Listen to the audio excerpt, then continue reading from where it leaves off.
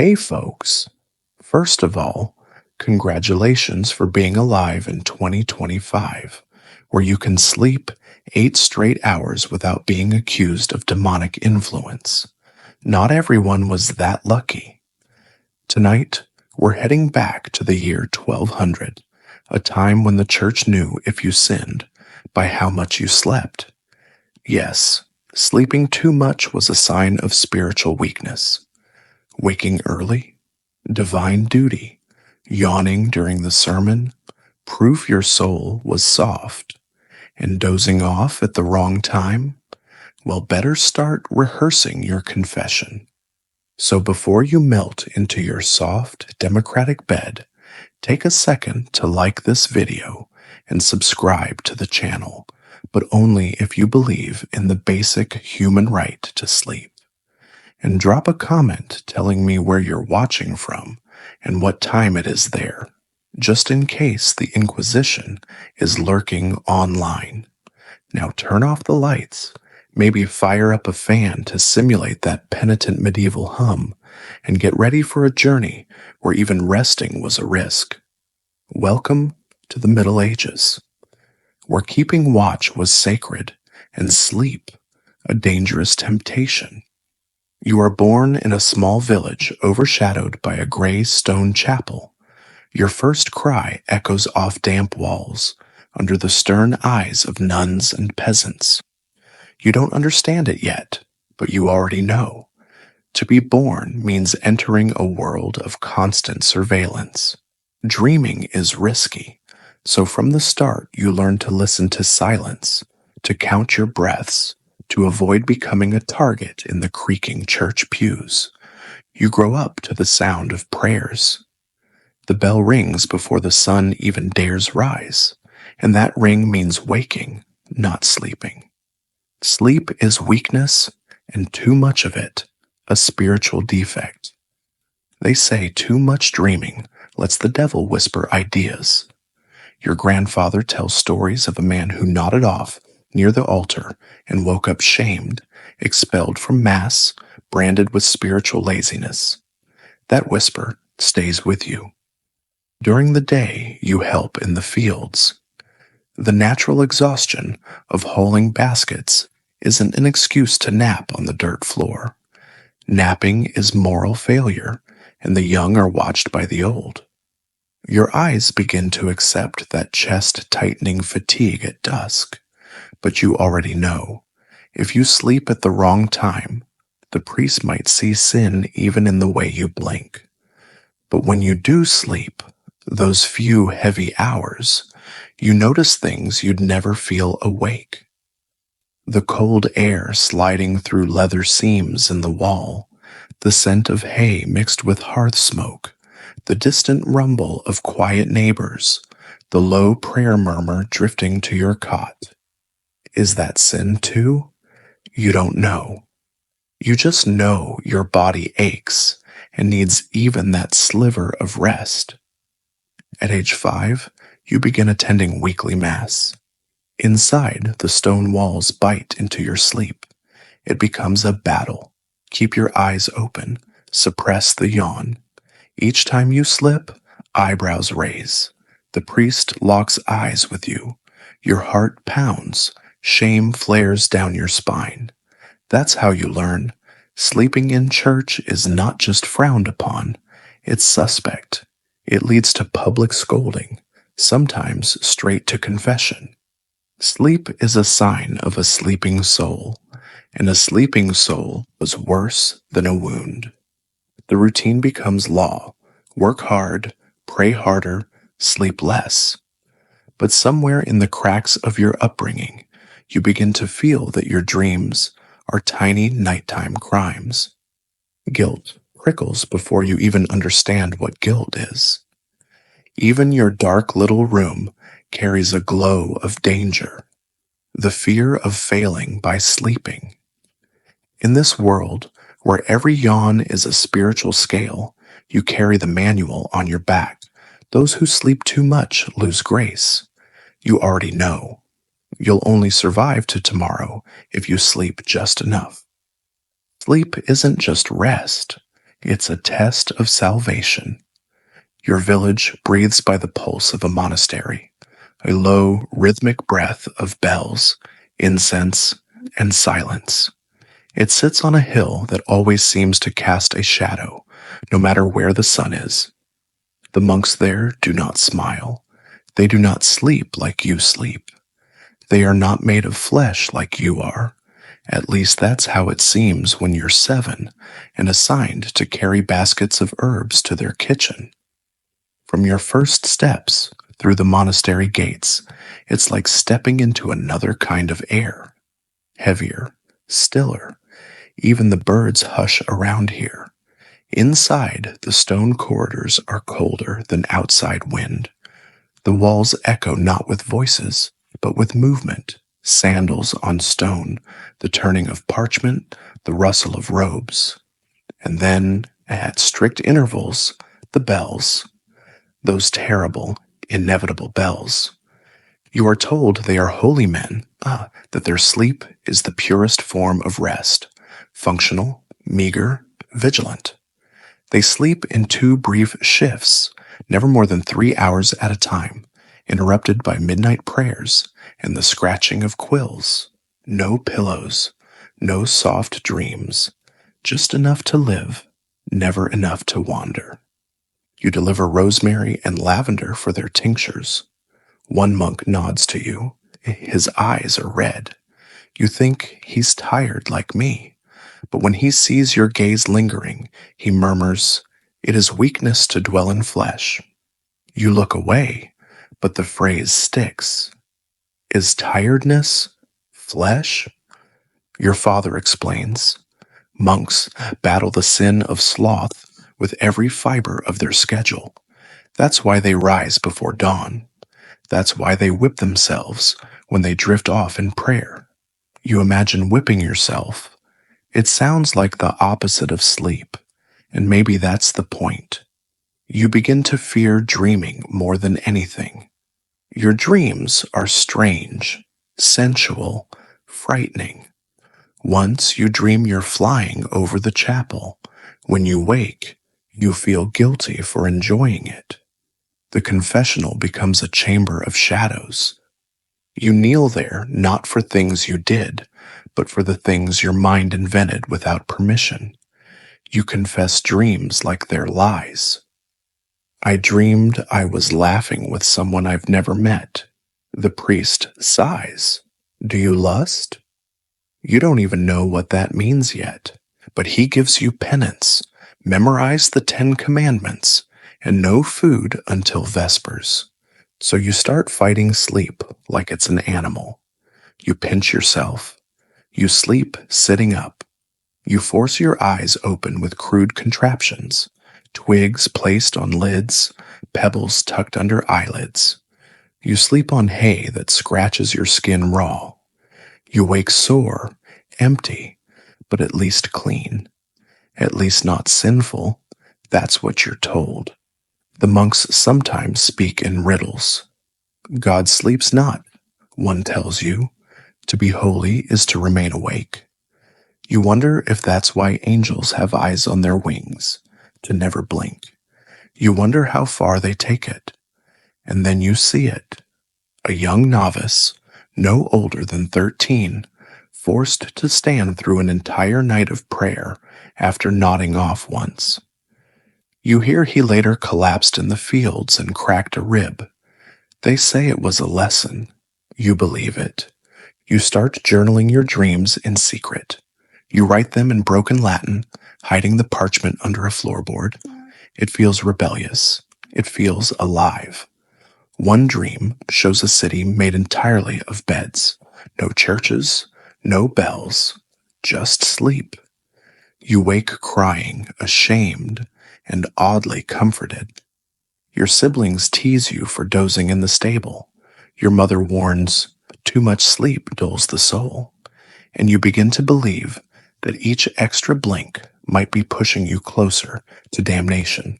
So you set traps for yourself, cold water next to bed, pebbles in shoes, whispered prayers about vigilance. Every morning you wake, you check your heart. Did you sin? Were you lazy or merely human? By 10, your body has already begun keeping secrets from you. It yearns when you deny it, collapses when you forbid it, and betrays you without warning. Sleep creeps up on you like a thief, and the village treats you like an accomplice. You live under the bell tower's rule. Its iron clangs split your day into segments of obedience: morning prayer, field work, midday devotion, study, vespers, rest. But rest is a generous word. What you receive is closer to a pause, a breath before the next test of will. Real rest would mean warmth, safety, trust. And trust is a currency long since spent in a world that monitors how long your eyelids stay closed. You begin to learn that sleep isn't just discouraged, it's measured, judged, tied to worth. Those who rise before the sun are praised in homilies. Those caught napping are made examples. One boy is forced to stand during every service for a month after he was found asleep behind the altar. Another is denied bread at supper to remind him that the flesh cannot always be fed. So you train your body like a guilty animal: cold rags on the neck, gravel in the shoes, reciting psalms to stay awake. You learn to chew parsley stems to shock your senses. You learn to hold your breath until your chest aches. Pain, you discover, is the leash they give you to walk your soul. But fatigue is a shapeshifter. It slips through every defense. It doesn't care about prayer or punishment. It takes the edges of your thoughts and softens them. You find yourself blinking longer. Your knees tremble more during Mass. You forget the endings of verses you once knew by heart. And worse, you start to resent the daylight. One afternoon, in a wheat field gold and endless, you fall asleep standing, just for seconds, but you dream in full, your mother humming, your baby sister reaching for you, laughter. When you snap awake, the sun has not moved, but your chest is tight with dread. You don't tell anyone, not even in confession. At night, your dreams become louder, vivid, sometimes shameful, other times serene. Always, they carry guilt like a perfume. You pray harder before bed. You whisper apologies for your subconscious. You ask God to take your dreams away. He doesn't. And the sermons grow crueler. One deacon tells the congregation, "The slothful heart opens a gate to the devil's breath." Another warns, "Even Christ stayed awake in Gethsemane. Shall we do less than our Savior?" Your Father begins waking you earlier. "Build the muscle of vigilance," he says. So you rise before the bells, chopping wood in the dark. You hallucinate once. The firewood looks like limbs. You blink until it becomes just logs again. Then comes the test. A full week of night watch at the chapel. No sleeping, not even resting your back. You're told it is a sacred task. You call it what it is: surveillance. They say it is to guard against sin. But you know the truth. It's to prove your will over your weakness. You last 5 nights. On the 6th, you drift, not fully asleep, just attached. You think you're awake, but your feet are cold, and the world sounds muffled. You see a bird on the altar, eyes closed, wings folded. You smile. It feels like peace. Then the whip of bark against your calf. A monk has seen you. You drop to your knees. You do not cry. You do not speak. but inside a crack forms. You begin to wonder, is it truly sin to yield to something so natural? Is the soul stronger for never resting, or simply more afraid? And beneath that thought, something begins to grow, quiet, warm, and terribly forbidden. You begin to long for sleep, not escape, not rebellion, just sleep, pure, unwatched, free. You begin to notice the still ones, the ones who move through the village like wind through barley, barely touching, always present. They are the elders, the nuns, the watchers. They speak little, they sleep even less. It is said that some of them dream only of silence, and that silence, once acquired, echoes into death. You start watching them. Sister Margela, who never blinks during prayer.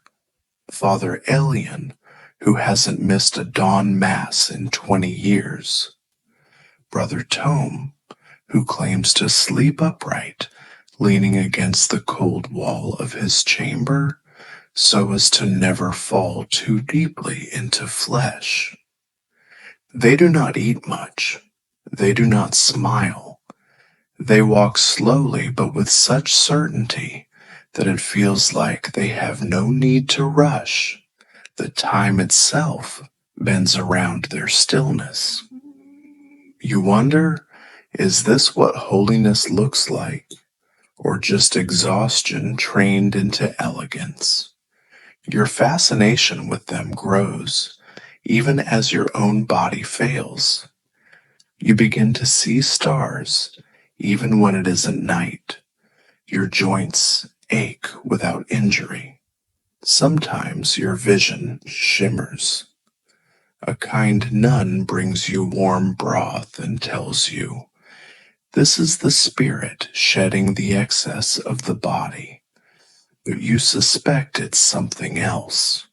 You suspect your soul is whispering for sleep, and your mind is pretending not to hear. They test you again. Another vigil, this time in pairs. You're paired with a boy named Lior, older than you by 3 winters, and already gray at the temples. He does not speak. He only nods.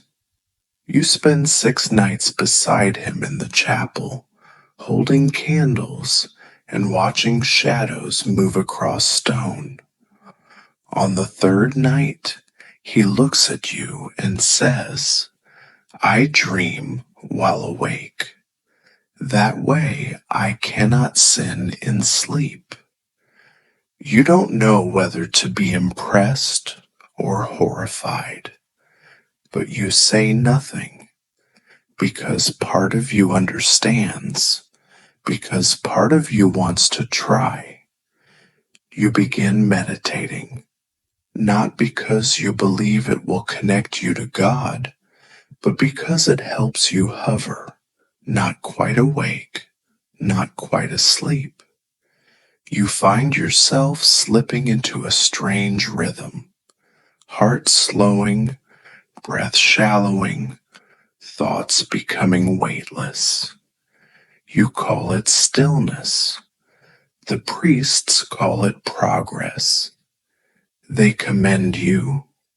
They say your devotion is visible in your posture, that your silence is sacred. You feel hollowed out and praised for it. At home, your mother grows concerned. She touches your face and frowns. Your skin is cold, she says. Your eyes are older than your body. She gives you extra portions at dinner. You hide the food. You begin to fear sleepless, but you fear being seen sleeping more. You fear being judged for it. You fear being forgiven for it, as if mercy might undo all your effort. So you fake it. You sit with eyes open through dawn, even when your vision is doubling. You walk in straight lines, even when the world tilts. One morning you faint right at the chapel door. Your body slams into the stone and leaves a scar above your brow. You do not cry. They call it noble. They call it sacrifice. You are told to rest, just this once.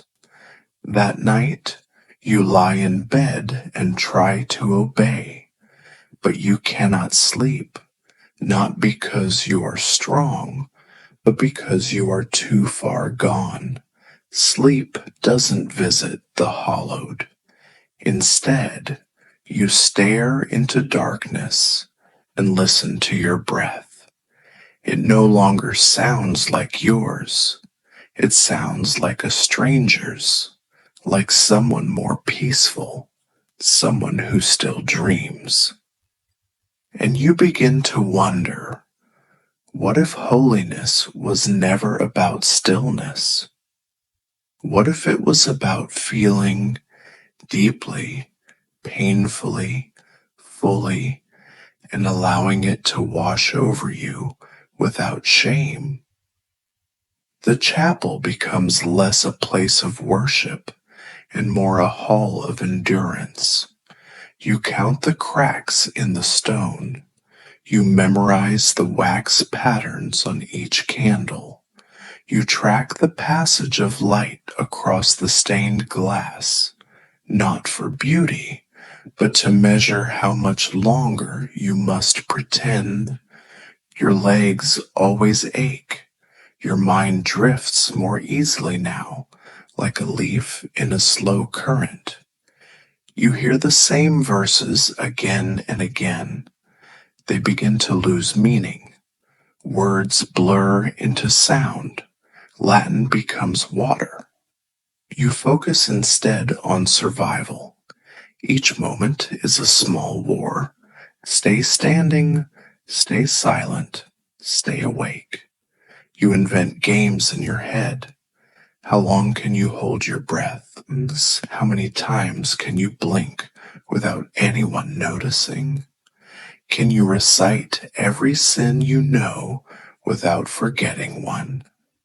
The faces around you blur too. Everyone is tired. No one admits it. A collective pact of piety and denial. Even the priest's robes look heavier these days. Then one evening you hear something new, a gasp, soft but sharp. You turn. An old woman has fallen asleep in her pew, her mouth open, her body slumped. She snores, once, loudly. The sound is volcanic. Everyone freezes. The priest halts mid-sermon. For a second, you swear you can hear the flames in the sconces flicker. She wakes, startled. Her hands flutter. Her eyes are wild. She apologizes over and over. The priest says nothing, but his silence is thick with judgment. She is asked to leave, not scolded, not punished, just quietly exiled. That night, you cannot stop hearing that gasp. You imagine it echoing through the chapel long after the pews are empty. You dream of it reverberating in heaven, mistaken for a prayer. It changes something in you. You begin to question the rules. Why does rest feel like rebellion? Why does comfort feel like guilt? Why is silence considered sacred, but not softness? Why is it easier to confess hunger than to confess fatigue? You speak to Leor about it. He nods slowly. There are sins we made up to keep each other small, he says, and some of us forgot we made them up. You begin watching others, not with suspicion, but with concern. Who is barely holding on?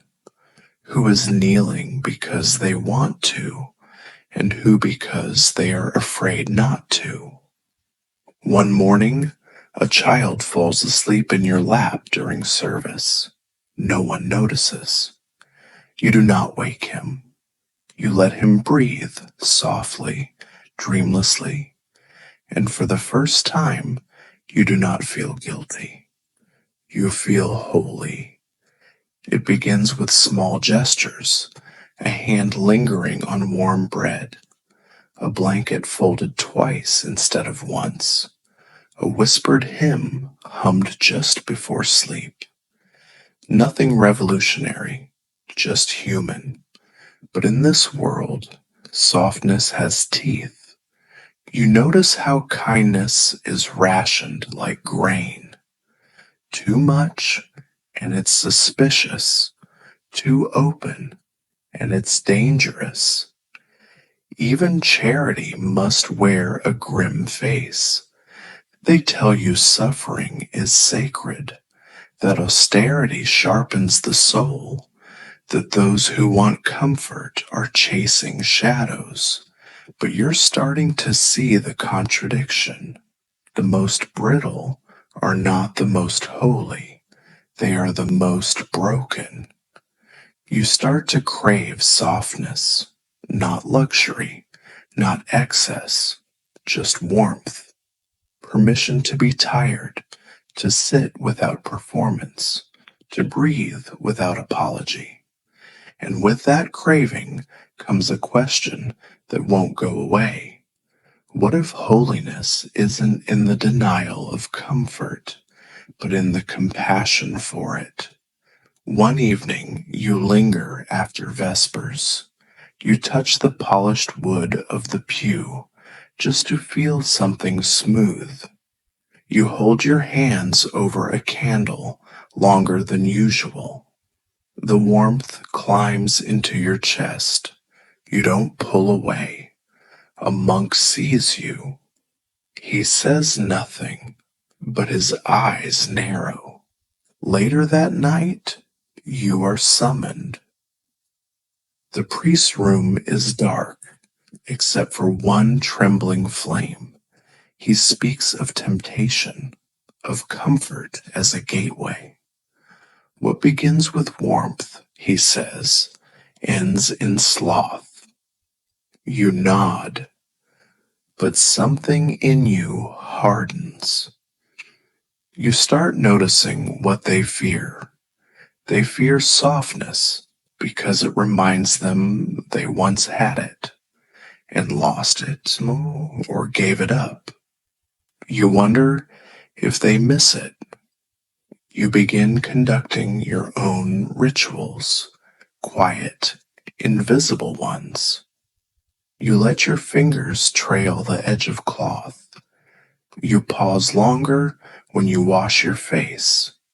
You close your eyes and let your breath deepen before meals. These moments are not rebellion, not yet, but they are something else, something tender, something yours. Then one day you find a kitten. It is small, starved, trembling behind the chapel. You scoop it into your arms. It does not resist. It just curls, software real, needy. You hide it under your robes. You feed it scraps. You talk to it in whispers. You name it Pax, peace. With it near, your sleep changes. Dreams soften. The edges blur. You begin to feel something like safety. Then you're caught. A novice sees the kitten, reports it. They take Pax away. You are punished, forced to fast, barred from communion. You are made to stand during all services for a month. They call it purification. But you do not feel impure. You feel angry, not at them, at the lie, because for the first time you know comfort is not the enemy of faith. Cruelty is. The ground under the chapel is not empty. You learn this during chores, sweeping corridors that spiral downward. A door left ajar, a stone step worn by centuries, a smell of dust and wax. You descend. It is cooler here. Still, the air smells like parchment and forgotten incense. You find a crypt. No grand tombs, no gold, just rows of stone slots, shelves for the once faithful.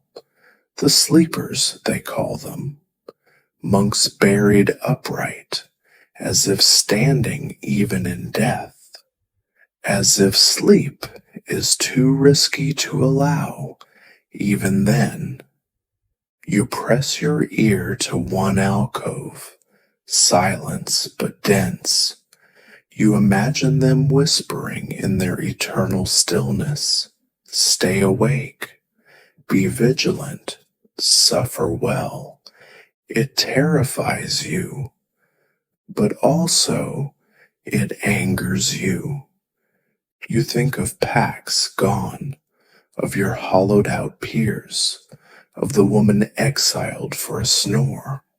You wonder if these monks below ever wept in their sleep, if they dreamed of warmth, or if they surrendered so deeply that even dreams abandoned them. You begin sneaking down here, not to pray, to think, to breathe. Down here, no one watches. You sit, you lean, you let your spine curve. You let yourself blink slowly, and if your head nods, so be it. One day, Leor follows you. He says nothing, just sits beside you. After a long silence, he whispers, "My brother is buried here. I hope he's finally resting." You nod. For the first time, you think rest is a kind of resistance. Leor lights a small candle. He places it at the foot of one alcove. You do the same. You do not know who lies there. It doesn't matter. You pray not for their souls, but for their sleep. That it is soft, that it is full. Word spreads. Others begin descending, one by one, never together, each pretending it's by accident. But you see their shoulders loosen, their eyes close longer than a blink, some sitting, a few lie down, a ritual forms, unspoken. You bring scraps of cloth for cushions. Someone places a flower, another hums.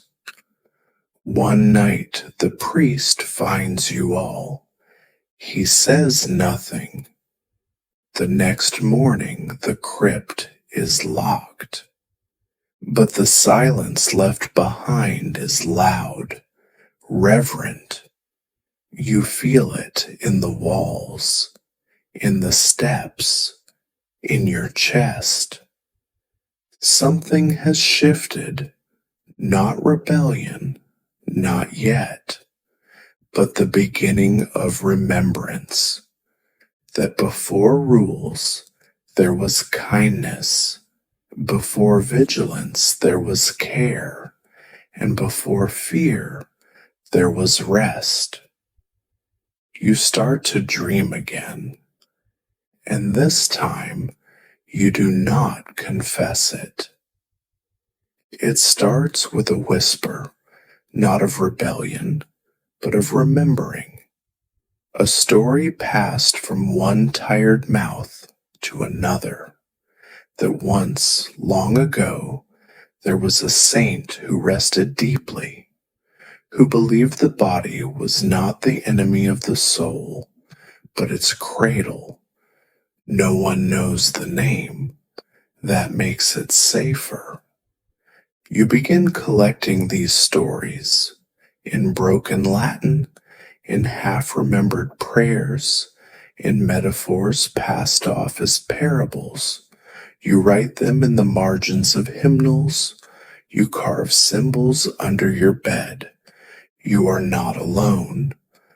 Others are listening, not loudly, not in defiance, but with hunger. Hunger for something beyond endurance. You and Leor begin writing, secretly, slowly.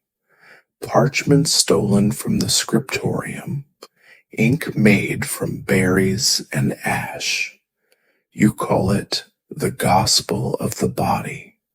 It has no commandments, only observations. A hand that trembles can still offer blessing. Sleep, taken without shame, is a form of prayer. Warmth is not weakness, it is witness. You do not write these to change the world. You write them to remember it. The chapel, meanwhile, tightens. More sermons on sacrifice, longer fasts, new punishments for late risers. But you are growing harder to reach, not because you've turned away, because you've turned inward. You begin to see beauty again, not the polished kind, but the hidden kind.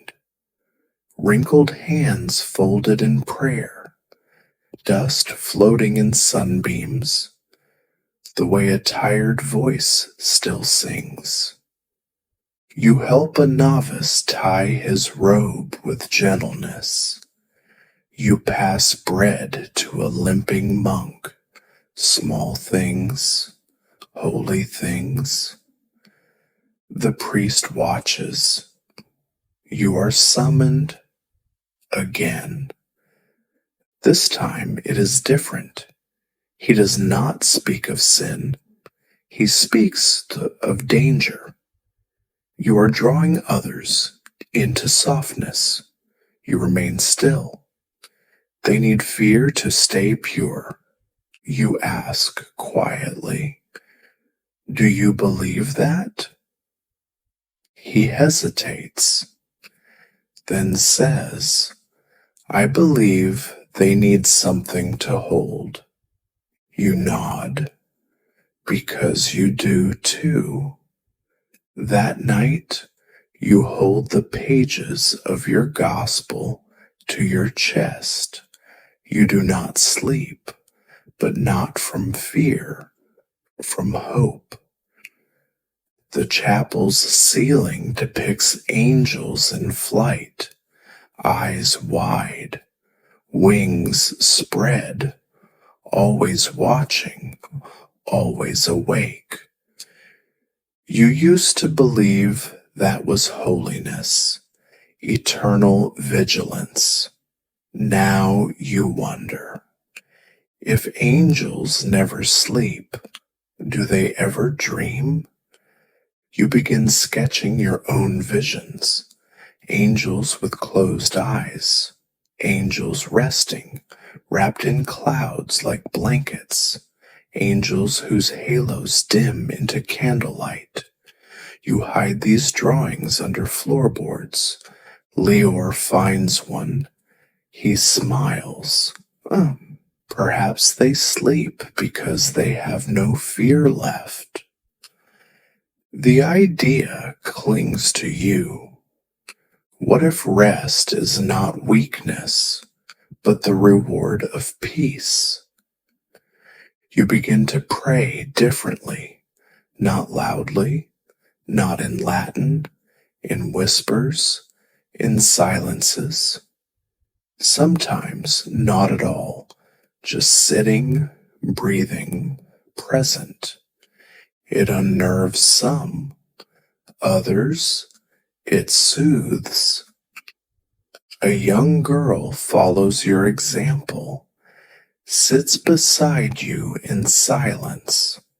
You never speak, you just exist. One evening you are called again. The priest is softer this time. You are unsettling the order. You ask, or am I restoring something it forgot? He does not answer, but he doesn't punish you. Instead, you are reassigned, cleaning the bell tower. You laugh when you hear it. It feels like irony. But up there, high above the sermons, the chanting, the watching, you find quiet, wind, birds, sky. You begin taking naps, short ones, hidden, but they feel like eternity. And in one, you dream. A chapel filled with sleeping angels, not fallen, not punished, just still. When you wake, you cry, not from guilt, from gratitude, because you are still here. And now you understand. Even angels sleep. Even holiness needs rest. And maybe, just maybe, that is why we were made to dream.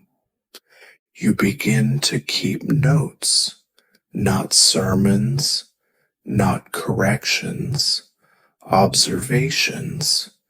You call them warmths. A hand brushing flour from a cheek, a laugh during wood chopping, a blanket passed without being asked. These become your new scripture. Each day you record one, just one, sometimes two, on good days, three. The pages pile slowly, not hidden, but not offered either. You keep them near your sleeping spot in the bell tower, beneath a stone shaped like a foot. You begin reading them aloud, not to anyone, just to the wind. You speak them as if casting spells, blessings not for miracles, but for memory. Others hear, others follow. They begin writing too, not doctrine, descriptions. Brother Tom writes of the way steam rises from soup and reminds him of breath. Sister Elena writes of the weight of her own body in water. Even Leor contributes. A kindness done in silence becomes part of the air. No one calls it a rebellion, but something is blooming. The priests sense it. They begin asking questions. Are you studying new texts? What are these gatherings? Is this prayer or something else? You answer honestly. It's presence. They don't know what to do with that. One day you're approached by the same novice who once reported Pax. His face is softer now. He says, "Can you teach me to listen like that?" You nod, and you do, not with lessons, with pauses, with attention. You begin to see the chapel not as a hall of rules, but as a vessel of breath. Stone warmed by bodies, cold turned gentle by togetherness. You start lighting candles not for saints, but for memories. The first time someone held your hand after a long silence. The way a snore echoed like music one winter night. Pax's soft purring beneath your ribs. You call it your theology of warmth. No one debates it, because no one wants to, because secretly, quietly, everyone has been waiting for permission to feel holy without needing to hurt.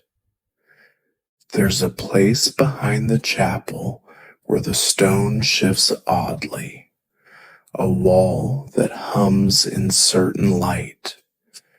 You never noticed it before, not until the theology of warmth took root in you. It isn't marked, it isn't forbidden, but no one speaks of it, which makes you trust it. One day, you rest your back against it after chores. You feel something, a vibration, not sound, yes, not heat, just presence. The next day, you return. You bring nothing, you do nothing, just breathe. And you begin to hear things, not voices, not angels, something quieter, your own thoughts reflected back to you, but gentler, less afraid, less obedient, thoughts you buried beneath survival. Others find it too, one by one. They call it the whispering wall, not because it speaks, because it listens. You begin leaving offerings, not of gold or blood, of moments. A poem scratched in chalk, a pebble warmed in a palm, a strip of linen soaked in tears. No priest interrupts, no rule forbids it, because no rule ever saw it. It becomes your confessional, but not for sins, for longings, for doubts. You touch it and say, "I miss softness. I want to be held. I don't think God fears sleep." You say these things not to be absolved, but to be known. Others follow suit. You begin hearing, "I am tired. I forgot how to be kind to myself. Sometimes I wake up angry and don't know why." The wall holds them all. It does not flinch. It does not scold. You begin to believe that holiness might live in stone, not because it is strong, but because it endures without demanding. And one day, you lean in close and whisper, Thank you. And for a moment, you think you hear it whisper back. You too. It starts with laughter, not loud, not mocking, just laughter, real, round, unashamed, echoing through the refectory when someone spills broth and no one pretends to be angry. It's the kind of sound that hasn't been heard here in years, and it spreads like scandal. The priest notices, everyone notices, but no one dares scold it because it ends too quickly, and maybe because it sounds too much like something divine. You begin to see changes, not in sermons, but in glances. A novice carries bread to an elder without being told. Someone leaves a sprig of lavender on a windowsill. A pair of worn boots are found scrubbed clean in the morning. No one admits it. No one claims it. But everyone participates. You call it a quiet heresy, a belief that doesn't need permission. You start keeping a second book, not of warmths, of kindnesses. You write them like liturgy. Today I saw someone hold another's grief. Today I watched forgiveness happen without words. Today someone chose mercy instead of pride. The list grows. The pages smell like candle wax and comfort. You read them to the whispering wall, and the wall listens. One day, the priest stands before you, not angry, but tired. He says, "What you're doing is not tradition." You nod. "But it feels like truth," you answer. He looks at the chapel, then at you, then walks away. That night, someone lights a row of candles down the aisle. No saint statues, no icons, just flame. They call it the procession of softness. You do not lead it, but you walk in it, and for the first time, you feel something rise inside you, not rebellion, not pride, belonging. Every monastery has its rule. Theirs is built on denial, vigilance, control. But in secret, you and others begin following a different rule, unwritten, unspoken, only breathed, the rule of breath. You do not invent it. You remember it. You find it in shared silence, in unrushed gestures, in the pause before confession where the body trembles, but the mouth remains closed. It begins with breathing. Inhale when you need courage. Exhale when you feel shame. Inhale with each act of gentleness. Exhale the fear that says gentleness is weakness. It spreads. A brother sighs and another hears it, not as complaint, but as truth. A sister weeps without apology. A child falls asleep in the garden, and no one wakes them. You teach others by not teaching, just being. You no longer rush through hymns. You no longer flinch at quiet. You begin to sing slower, walk slower, bless slower. Some resist. They say this is not the way, but no one can explain what way means anymore, because there is no rebellion here, only relief, only exhale. The rule of breath doesn't punish, it holds. It says, you may rest, you may feel, you are not wrong for needing light. And when the bells ring now, they sound softer. Or maybe it is you who has changed.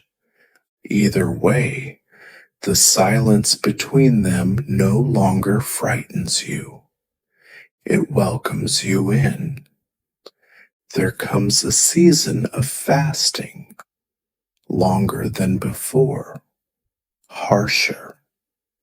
The priests say it is for purification, but you know it is fear. Fear of softness becoming doctrine, fear of kindness spreading like fire in dry wheat. The days stretch thin, meals shrink, voices lower, but something else grows, a kind of fire that does not burn. You begin to mark your days with ash, not on your forehead, in small gestures. A finger dipped in soot and pressed to the spine of a page. A trail of gray dust left on a windowsill. A silent prayer breathed into your robe. You call it the veil of ash, not to mourn, to remember. Ash is not death. It is what remains, what survives the burning. You wear it not as penance, but as presence. Others follow, not with spectacle, with subtlety. A thumb brushed with charcoal, a black thread sewn into a hem. It is not defiance, it is memory. You remember Pax, the whispering wall, the first time someone fell asleep without shame, and you begin to realize you are no longer waiting for permission. You are becoming not a new faith, not a breakaway, but a deep remembering of what faith was before it was fear. It happens by accident, or perhaps by grace.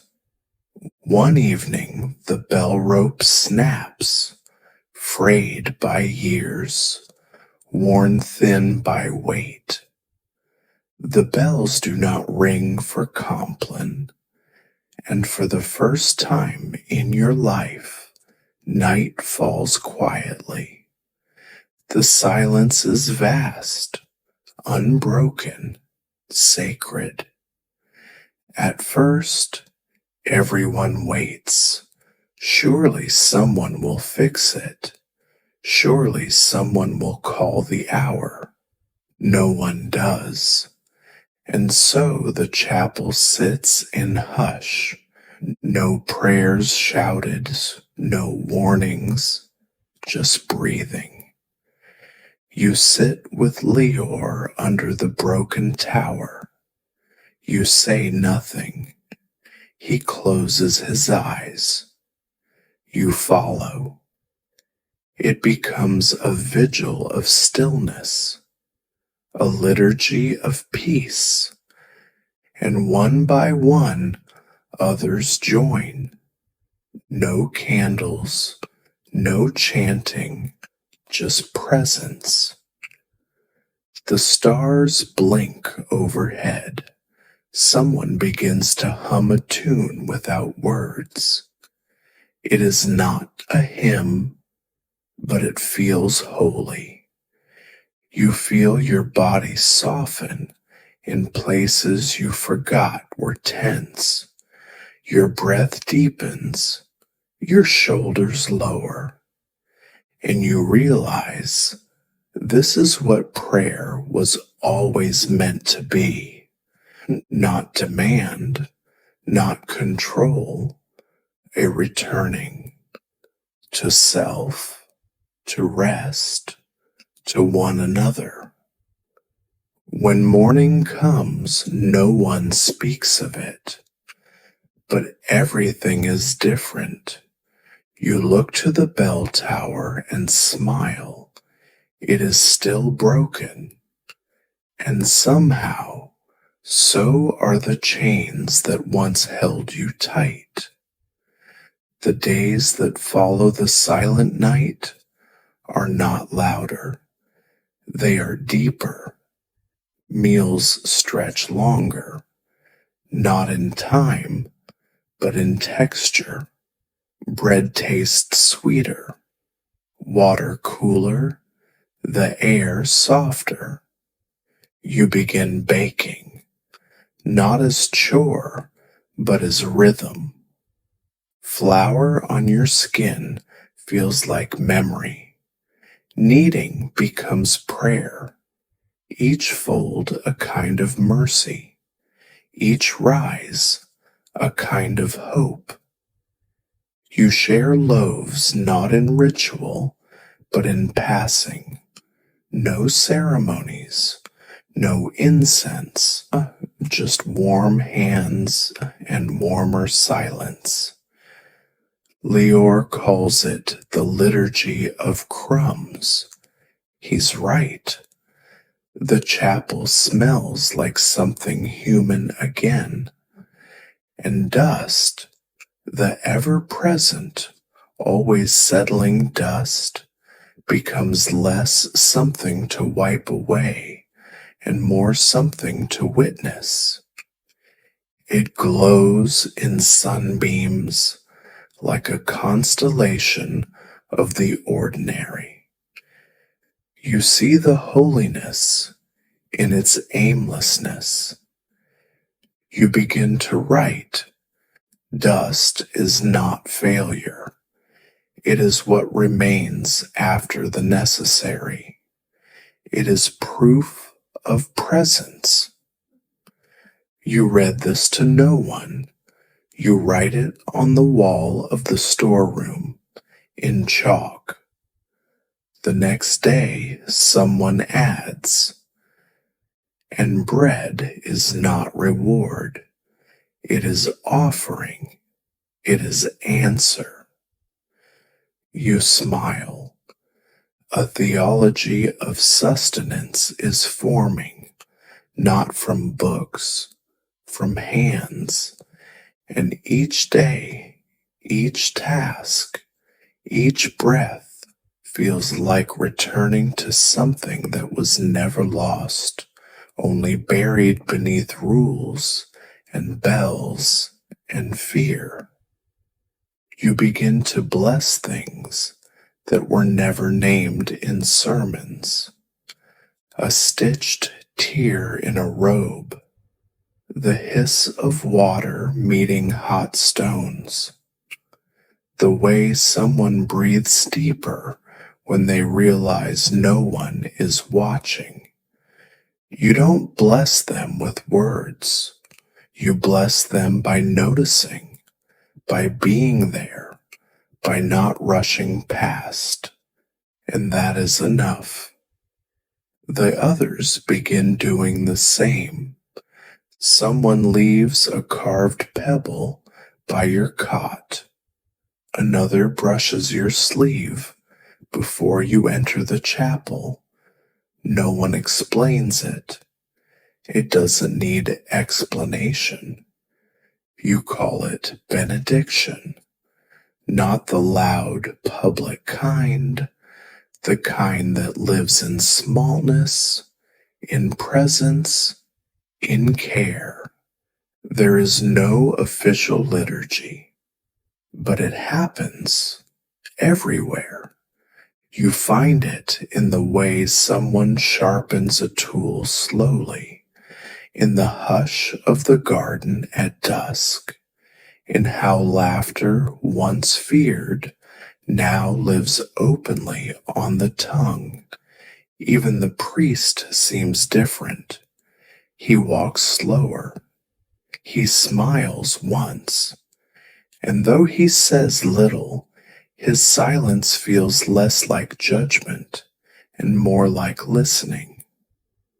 You write, holiness does not require grandeur. It requires witness. And you begin to believe that maybe the sacred was never meant to be unreachable. Maybe it was always hiding in the dust, in the dough, in the hum, in the breath of ordinary days waiting for someone to say, I see you, and mean it. The fig tree grows behind the monastery wall, gnarled and leaning, half forgotten. No one tends to it. It simply is. You find yourself drawn to it, not because of fruit, but because of shade. Its shadow stretches wide, long enough for sitting, long enough for stillness. One day you bring a stool, another day a book, then nothing at all. You begin spending your free hours there, not praying, not planning, just being. Others come too. They bring bread, wool, questions. The tree becomes a quiet sanctuary. No rules, no lessons, only listening. You hear, my hands shake in the morning. Sometimes I wake up already tired. I don't know if I'm faithful, but I love the way sun moves through leaves, and no one corrects them, because no one needs to. The tree listens, the shade accepts. You write, faith does not grow like fire. It grows like figs, slow, sweet, quietly unnoticed until it is needed. Someone hangs a bundle of dried herbs on a branch. Another braids a ribbon into the bark. The tree begins to wear your tenderness. You do not ask the priest for permission. You do not explain.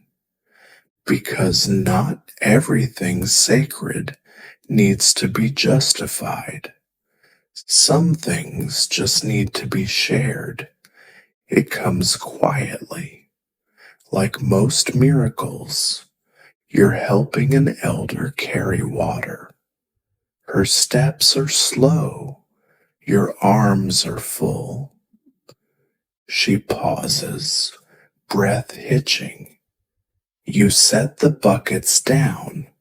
She sits on a stone. Then she looks at you and says, we don't always have to be strong. It is not a confession. It is not an excuse. It is permission, and it changes everything. You feel the words settle in your ribs, like warmth, like rest. You begin saying it too, to others, to yourself. You see it in practice. A boy stops working when his hands tremble. A girl lays down beside the laundry and watches clouds. A brother admits, "I'm afraid," and no one rebukes. You start writing again. The sacred lives in limits. In the moment we say, "Enough for now." In the breath we don't have to justify. One evening, the priest joins you at the fig tree. He does not speak for a long time. Then, "Do you think this is faith?" You say, "I think this is what faith was meant to protect." He nods. He does not argue. He stays until sunset. That night, he removes the sermon on discipline from the chapel wall. He leaves only one line. "Blessed are the tired, for they shall find stillness." And for the first tea, you begin to call it the soft gospel, not because it's weak, but because it does not shout. It whispers through gestures. It teaches by presence. It holds instead of warns. And slowly, without decree, it spreads. Pages appear in corners of the monastery, tucked under pillows, folded into robes, etched into the back of broom handles. They're not signed. They don't need to be. They say things like, "Mercy is not a detour. It is the way." You are not your discipline. You are your breath. Holiness can look like soup. You laugh when you find that one because you wrote it and forgot. The priest begins collecting them. He does not burn them. He binds them in a book with no title, only a cover stitched with thread from 10 different robes. You begin to read from it before bed, not aloud, just to yourself, and the others do the same, not because it's required, but because it comforts. You no longer fear sleep. You no longer flinch at rest. You curl into blankets without shame. You wake gently. You walk with softness, not as secret, but as strength. This is not a new religion. It is an old memory, finally remembered. Me, the monastery exhales as one. There is a path now. It wasn't planned. It wasn't cleared. It just formed. From the chapel to the fig tree. From the fig tree to the wall. From the wall to the bell tower. Worn into the earth by soft souls, quiet steps, repetition. It's not the official route, but it is the one most used. You notice its curve, its rhythm. It weaves like breath, in, out, in, out. No one names it, but all know it. A girl follows it while humming. A boy follows it while crying. The priest follows it one evening and leaves his sandals by the fig tree. You begin to walk it every morning, before the bells, before the chores, just once, and slowly. It centers you.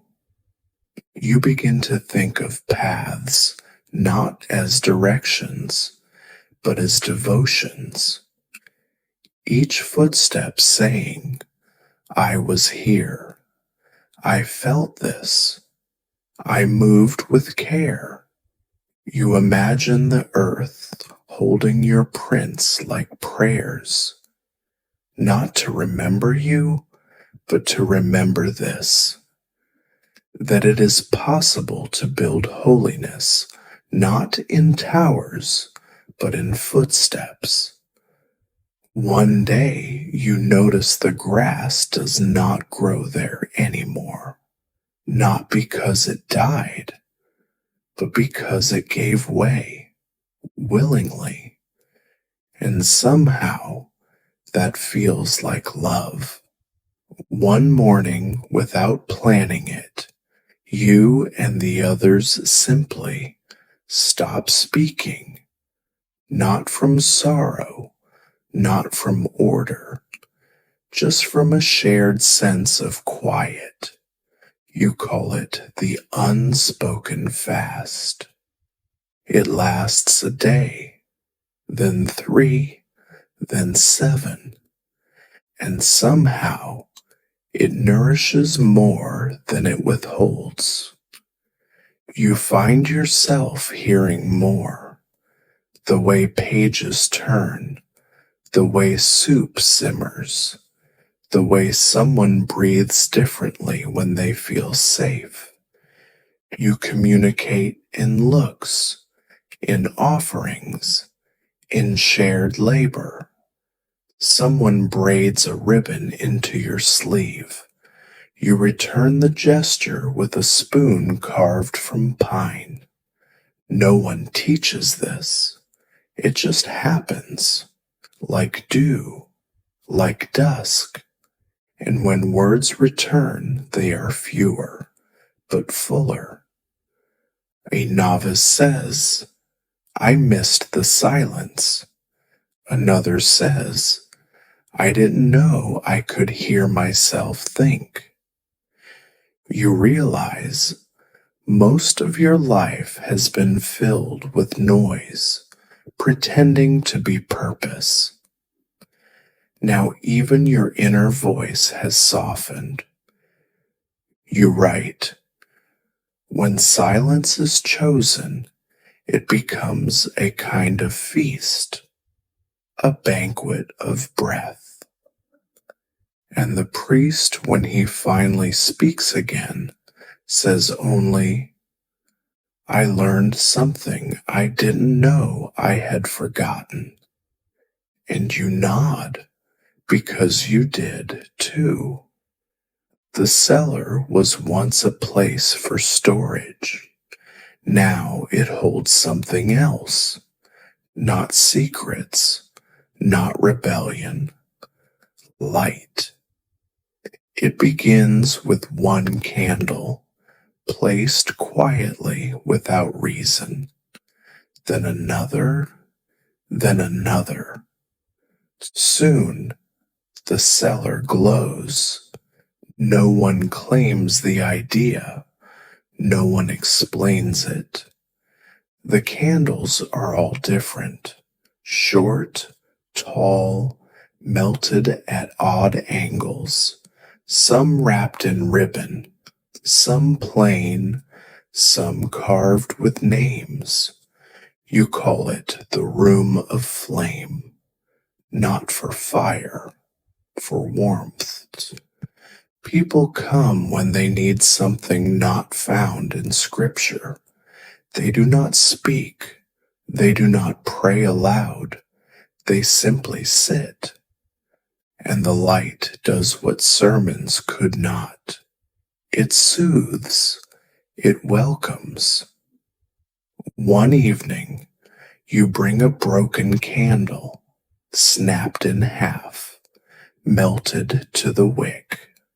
You place it anyway, and it still burns. Someone weeps quietly beside you. You do not ask why. You place your hand near theirs, not touching, just near. And in that space, there is healing.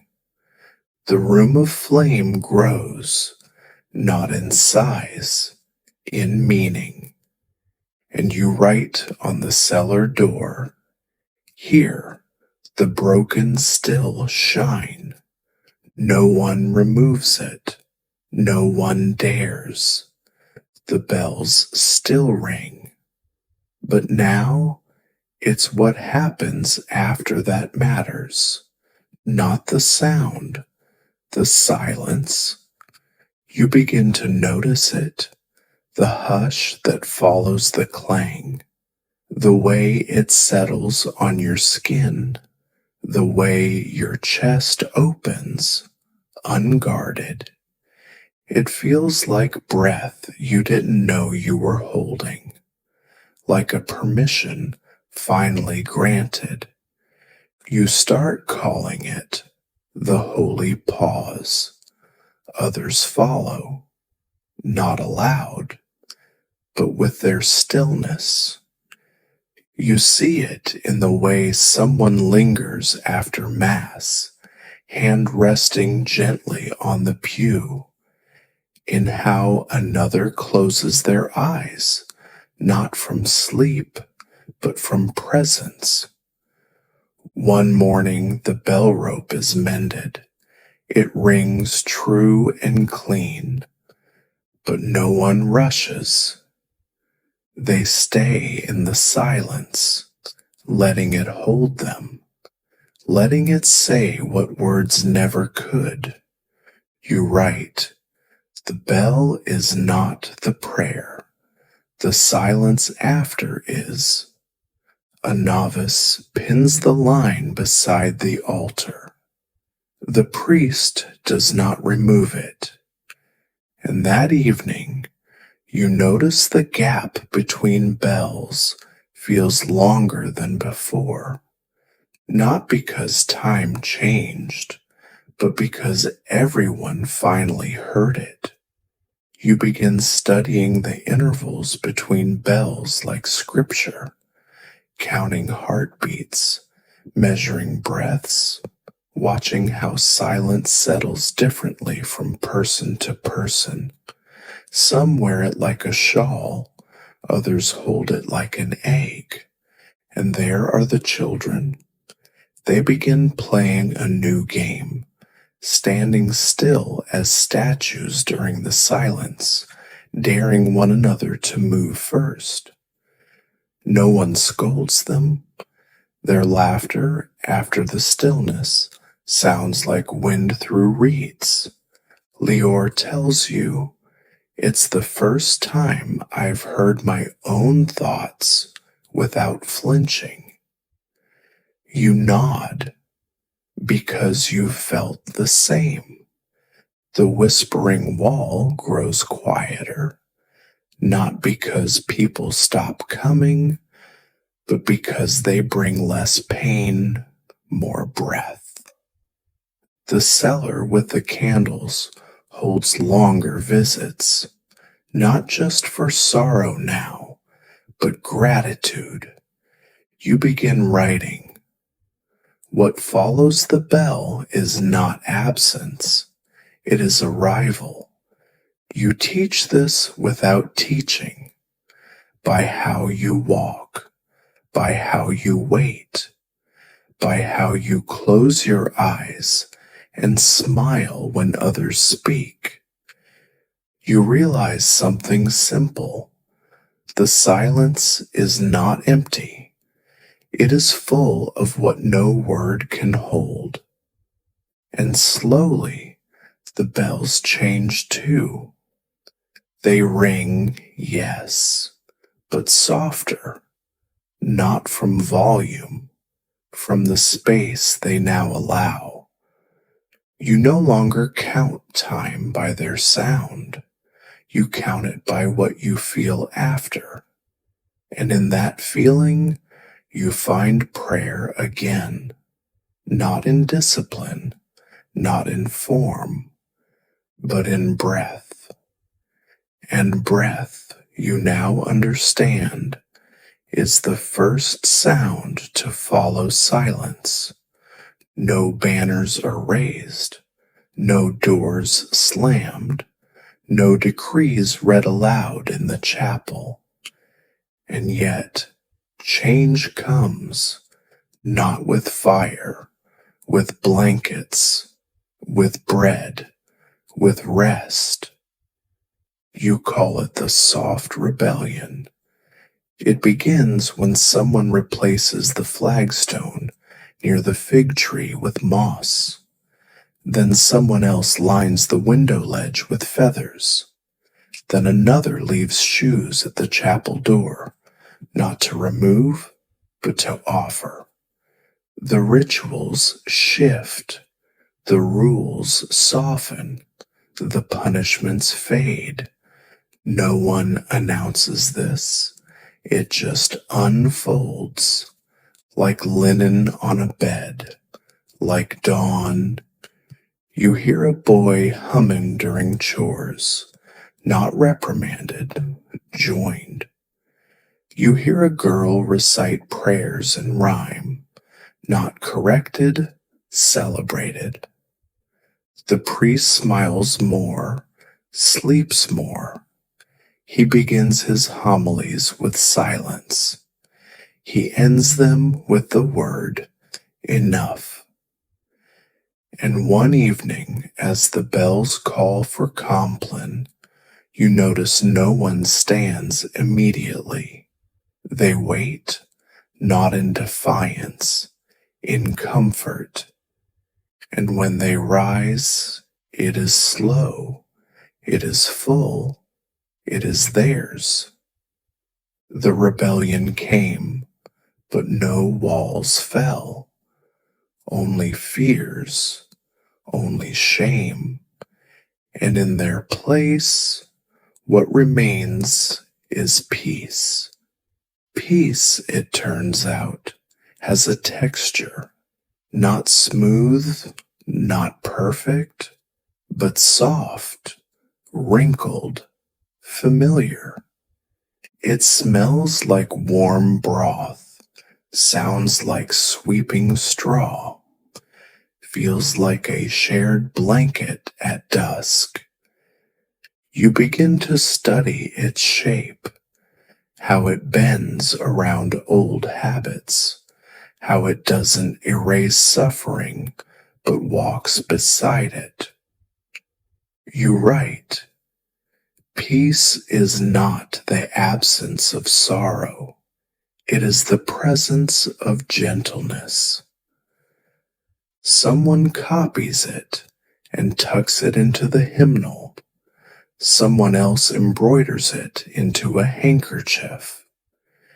You find peace in unexpected places, in mended socks, in soft laughter, in the way the priest now pauses to hold a hand.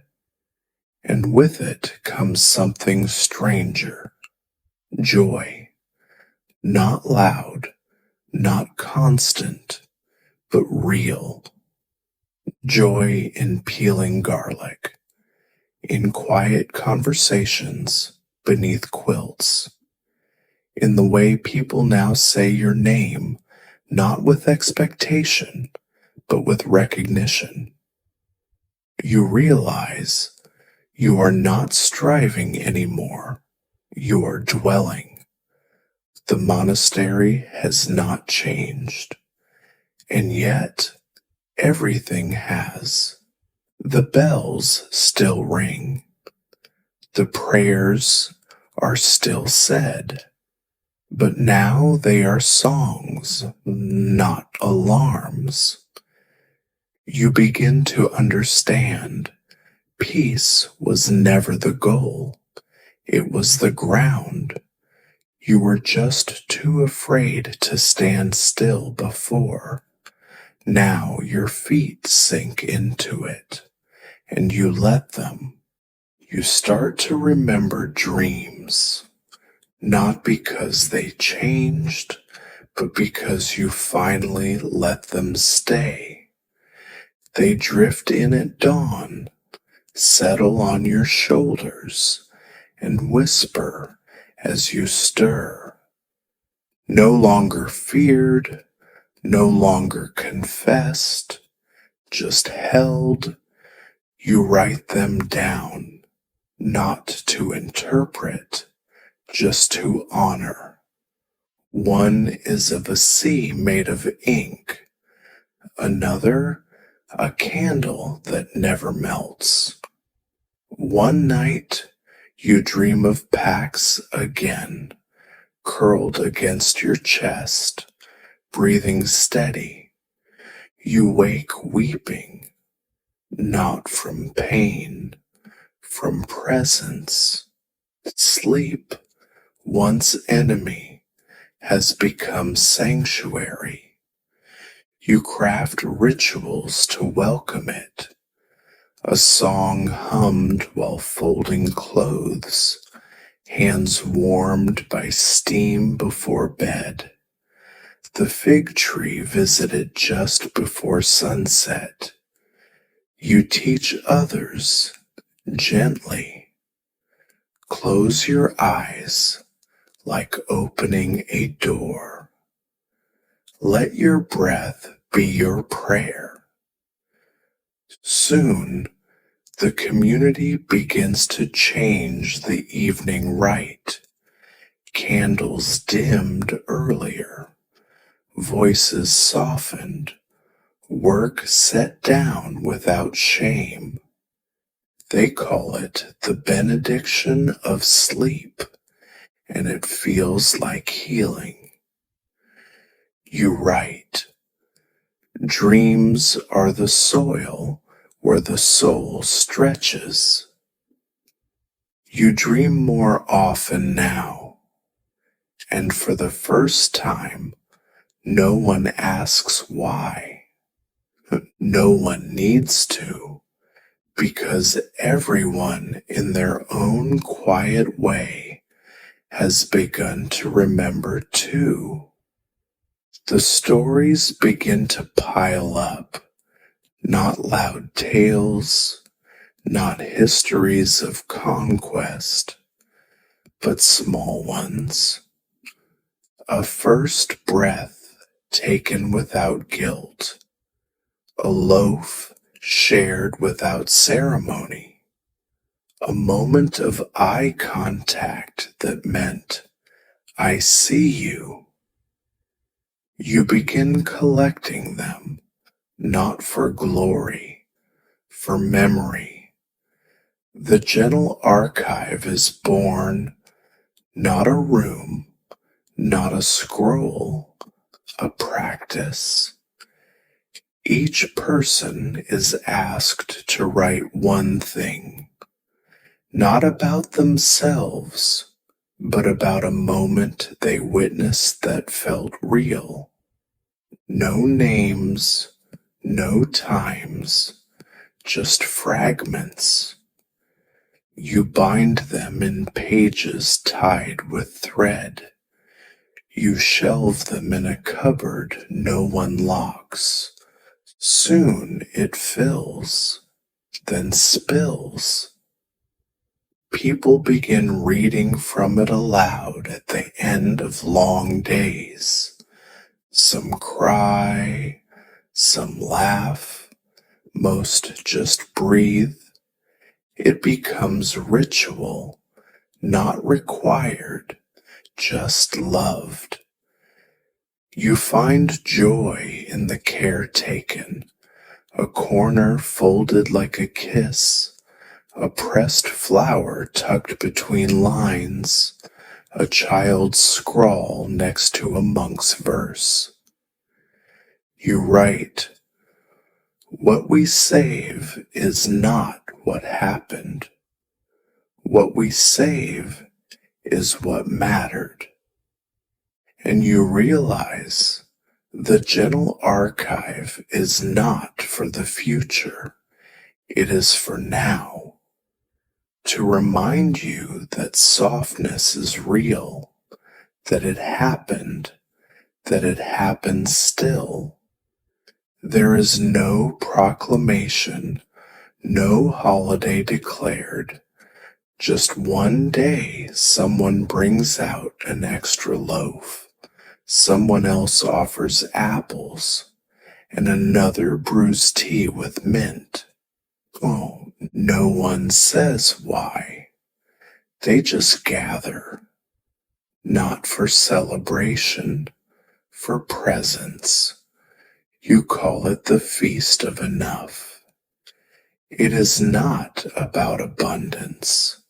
It is about sufficiency. No tables groan with excess. No platters overflow. But every hand is full, and every eye meets another with calm.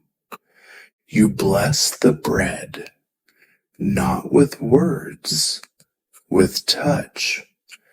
You pass it without hierarchy, child to elder, novice to priest. A circle forms, no head, no end. Stories are told, but more are listened to. Silence comes and is kept. A candle is lit for those not present, for packs, for the unnamed, for the parts of yourselves still learning to rest. You write, enough is not a measure, it is a relationship. And for the first time, you see no hunger in the room, not because all are full, but because no one is alone. You realize this is not a reward. This is a beginning. The feast of enough will return, not on a calendar, but in the moments you remember. I do not need more. I only need to notice what I already have. And in that noticing, fullness arrives quietly and stays. It begins with a breath, not dramatic, not rehearsed, just one pause held longer than usual. You are sweeping the steps when the wind shifts. You stop, feel it on your skin. That moment, it lingers. Later, you describe it to Lior. He says, maybe that was prayer. You start to notice it more, the space between tasks, the gap between thoughts, the stillness no one planned but everyone welcomed. And slowly, it takes form, not a rite, a rhythm. Someone draws 3 dots on the wall by the garden bench. It means pause here. Someone else begins placing a stone on their windowsill each morning as a marker of rest. The pauses multiply between bell rings, between bites, before decisions. They are not enforced, they are chosen. You call it the liturgy of pause. You write, in the pause, the world catches up. In the pause, we remember we belong to it. One evening, the priest rings the bell late. When asked why, he shrugs. I paused, and no one minds, because by then They understand the pause is not an interruption. It is the holiest part, not because of what happens in it, but because it allows whatever might. There is no blueprint, no map, but the spaces change. What once was the old grain storeroom becomes a place of breath. Someone places cushions. Someone else unbars the window. The air begins to move freely again. No one declares it sacred, but everyone treats it so. You call it the cloister of breath. It is not for speech, not even for stillness. It is for breathing, fully, as if the lungs had been waiting their whole lives to stretch without shame. People come alone. People come in twos. Sometimes they come in silence, sometimes with a hum. No doctrine is recited, only air received and returned. You begin to notice someone lights incense there, someone leaves petals, someone else writes the word welcome in dust.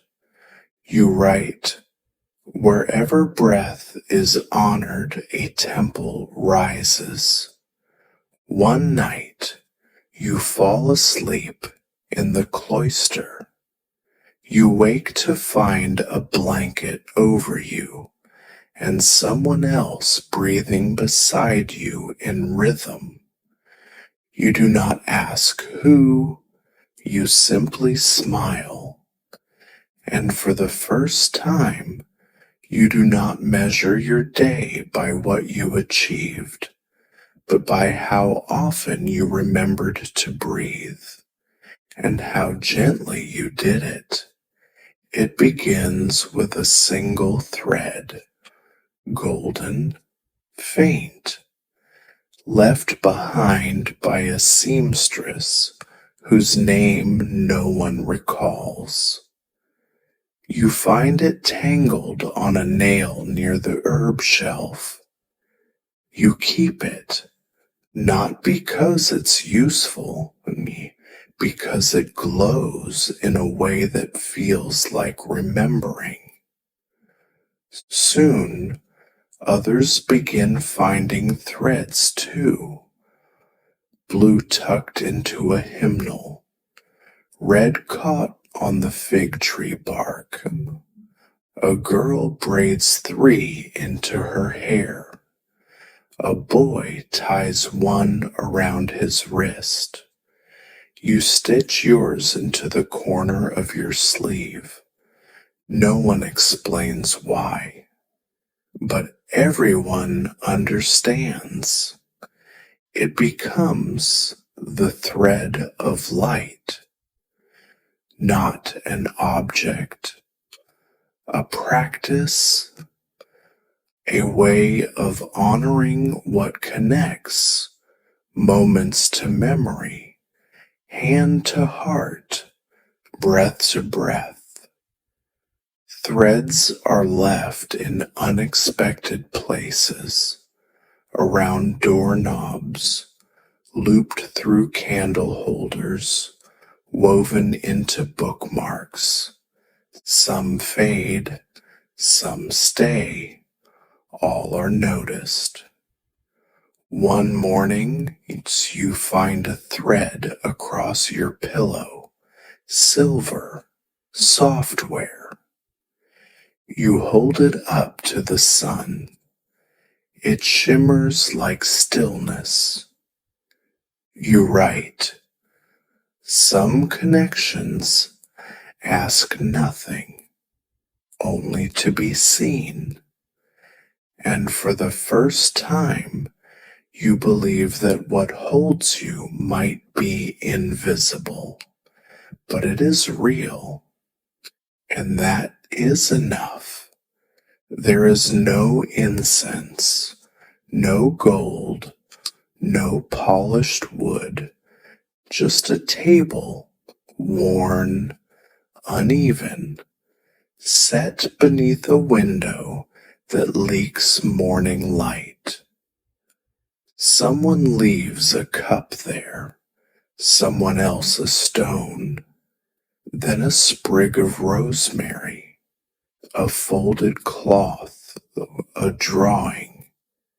It becomes an altar, but no one names it that. They just call it the table. You start placing something each morning. A cracked seed pod, a feather, a piece of wax from the room of flame. Each offering says, I was here, I felt, I gave. It is never cleared, only added to, and nothing is judged too small. A child lays down a lost button. A novice places a pebble with a face drawn on it. One day the priest sets down his spectacles just for an hour, but it means something. You write, the sacred is not rare, it is repeated. And soon you realize this table is not a break from faith. It is faith, made of scraps, held by touch, known by use, a living altar that asks for nothing but presence. And presence, you learn, is the greatest gift you can offer or receive. It appears one morning, hung gently above the fig tree, a bell, but it makes no sound, its clapper removed. No one knows who placed it there, but no one questions it. They begin to gather beneath it, not to ring it, to remember. It becomes the bell without sound. Children call it the hush bell. Elders call it the remembering. You call it the stillness that speaks. You write, not every call must be heard. Some must be felt.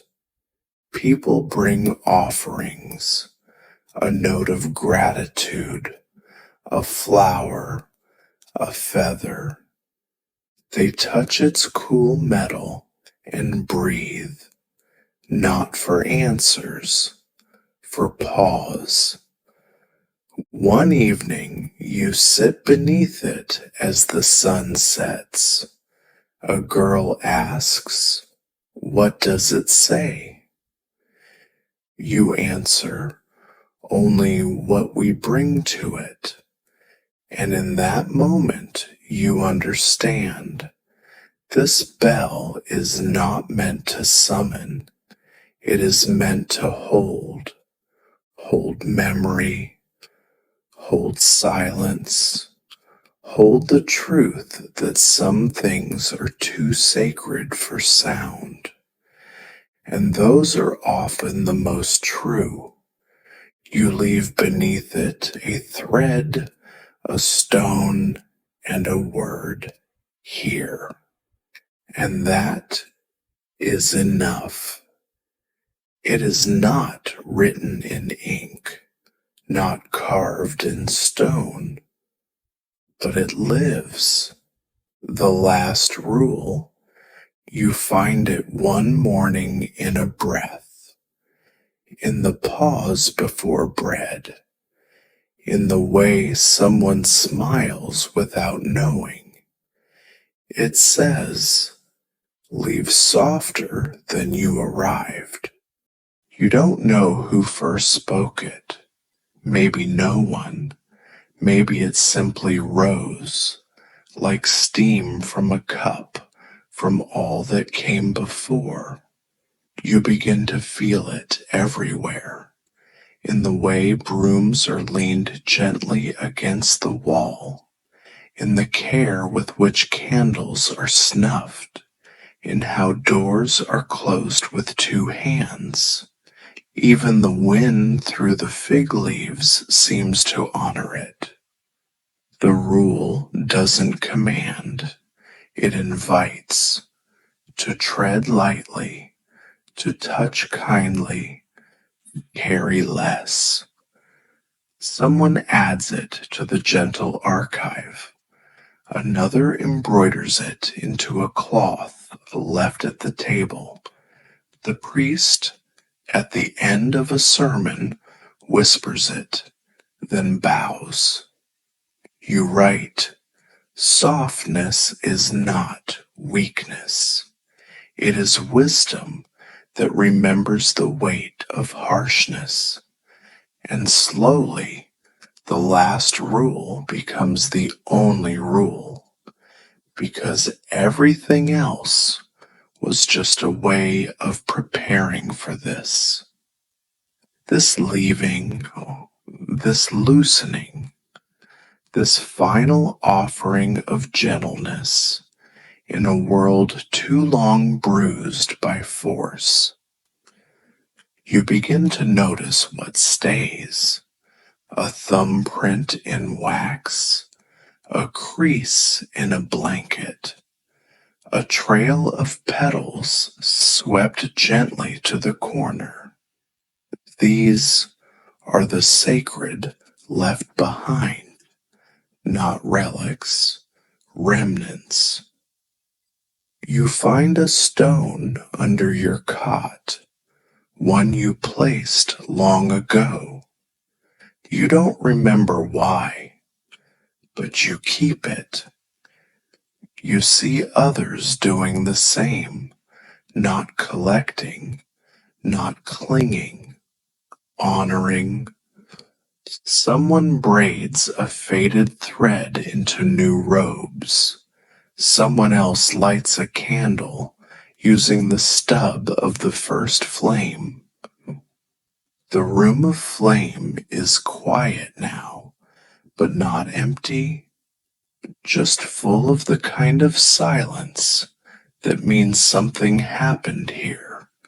You write, not all traces are meant to fade. Some are meant to root. Children leave drawings under stones. Elders leave sighs in worn shoes. You find a note tucked in the whispering wall. I slept, and I was not afraid. You cry, because that is everything. The sacred left behind is not about objects. It is about what they held. A truth, a presence, a moment that mattered. And in gathering these, you learn something else. You were never here to preserve the place. You were here to let it hold you. And it did. It reigns in the night. Software relentless. You wake to the sound of earth drinking. The garden is different by morning. Not cleaner, more true. Mud where paths once were. Petals scattered. A cabbage leaf like a hand cupping sky. You go barefoot. The figs drip. The basil breathes again. You inhale the scent of wet rosemary, sharp, sweet, alive. Others come, not to gather, to witness. No one speaks. The only language is breath. You watch a novice hold a snail. You watch the priest sit cross-legged in the mud. The garden has no edges now. It bleeds into the world. And so do you. You write, after the flood, the roots remember first. You feel it, a kind of reckoning, a kind of blessing. Not because all is well, but because all is real. You lay your hand in the soil, not to claim, to thank. The garden, you realize, is not for order.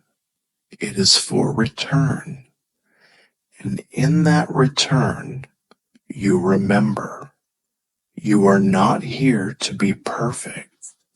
You are here to be part of this breath, this softness, this mud, this world after rain. It comes like a hush, not dramatic, not announced, just a night where no one wakes trembling. The doors stay unlatched, the candles burn low, the shadows move softly, as if they too are tired of haunting. You sleep deeply, uninterrupted, and in the morning you know something has changed. You see it in the way people stretch, not with reluctance, but with ease. You hear it in the absence of questions like, did you hear that? Were you cold? Did you check the gate? You feel it in your chest, not lighter, but fuller. Someone calls it the night without fear, and all nod, because they felt it too. You write, peace is not made in daylight. It is born in sleep, when the soul stops gripping. The priest says nothing. He just brings out a basket of figs, still wet from the garden. And that morning, breakfast tastes like quiet victory. No banner waves, no proclamation rings. Just this. You slept, and it was enough. The cupboard door still creaks. The embroidery on the kneeling cushion remains incomplete. One candle refuses to burn evenly, and no one minds. You begin to see beauty in what isn't done, in what was started with care, but never rushed to finish. A novice drops stitches in her knitting. They stay. A broom handle splinters. It's wrapped in cloth, not replaced. You write, completion is not holiness. Attention is. Someone finds this note and paints it above the garden gate. Another leaves half a drawing on the table.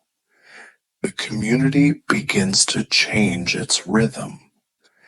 Tasks begin, pause, resume, or don't. not from laziness, from reverence. You walk past half-built shelves, and instead of fixing them, you place a flower in the corner. The priest begins a sermon, stops halfway, and simply sits. Everyone understands. Because in these days, what matters most is not that it ends, but that it was loved while it lived. You lie in bed one evening, listening to the wind against the stones, thinking of all you've left undone, and for the first time you feel blessed by it. The unfinished you now see is still alive. It comes without warning, not a bell, not a breath, just a sense, like the fig tree holding one last fruit before winter. You wake before the others. You sit by the door. You feel it in your bones. It is time, but not to flee, not to grieve, to listen. The monastery hums quietly. A broom leans in the hall. A candle flickers beside a folded robe.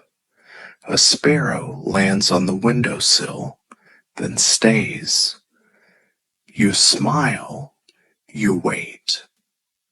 The priest joins you. No words, only presence. He touches your hand. You close your eyes, and you stay like that. A novice places a fig in your lap. Another tucks a thread into your sleeve. You do not speak. You do not need to, because everything that mattered has already been said. And in that final stillness, you exhale, not from exhaustion, from knowing you are not leaving, you are returning.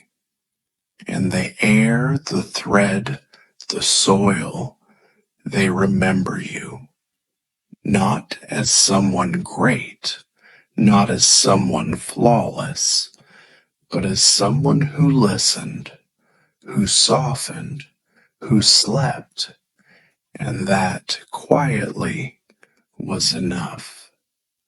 And so you disappear, like all who came before.